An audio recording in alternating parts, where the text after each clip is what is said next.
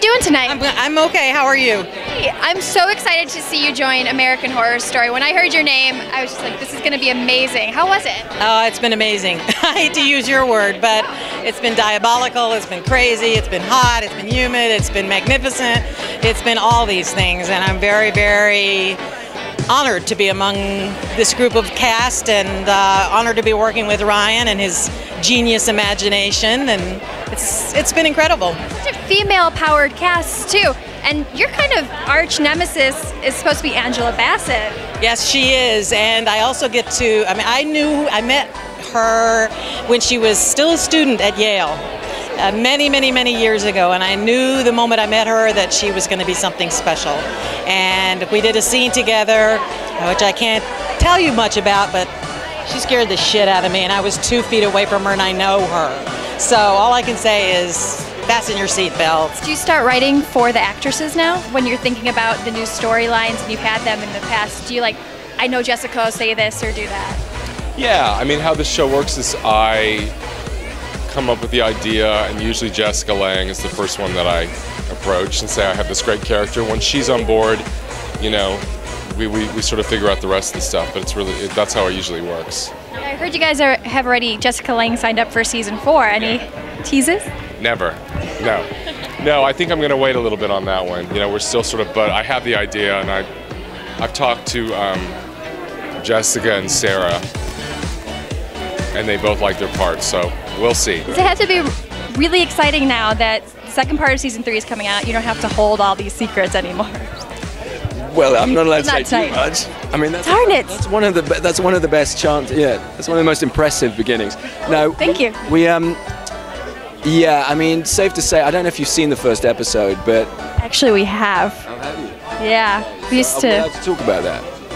I don't know. Can we? Sure, why not? With Someone will jump on me any minute if I start saying something. No. That thing happened with the stuff, and that was amazing. That was extraordinary, and it was very bloody, and there were zombies. You know, I always say, like, you know, Merle's sort of like your drunk uncle at a Christmas party. You can't really take him anywhere, you know. So. You just need a bottle opener now on his hand.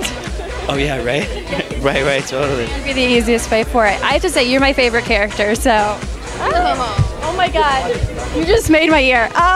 Sorry, I'll try not to fangirl out too much. So how was it going into the role of Daryl? Because there's no comic book reference, although now you're in a video game coming up. Yeah, that's true. The video game comes out, I think, in February sometime, or maybe March. It's with Activision, Survival Instinct it's called. But I mean, not being in the comic book, you know, I've offered to sleep with this guy. I've offered to wash his car, you know. How are you doing tonight? I'm good, just supporting the wife. Good date night? Yeah, really good date night. Now, have you seen this yet? I have. What'd you think of her performance? It's really good. She did an amazing job. She didn't give herself enough credit. And yeah, she did awesome, and it was a fun experience for the whole family to be out in New York shooting it and living the New York lifestyle. You could go on set a lot with her? Not a whole lot, because I was mostly back with the little girl, because she was only 3 months at the time. So, but we did visit her on set a couple times, and it was a trip. How's Willow doing? She's great, getting huge. She's a little monster. I heard she plays like music on her own a little bit. Yeah, she's into like drums, and she's got a piano and loves strumming on guitar. Actually, there's a couple of bass chords that she just randomly did in the studio when Alicia was making her making her album, and it actually made it on one of the songs. Oh, that's wonderful. Yeah. I like it. Good family business. That's right.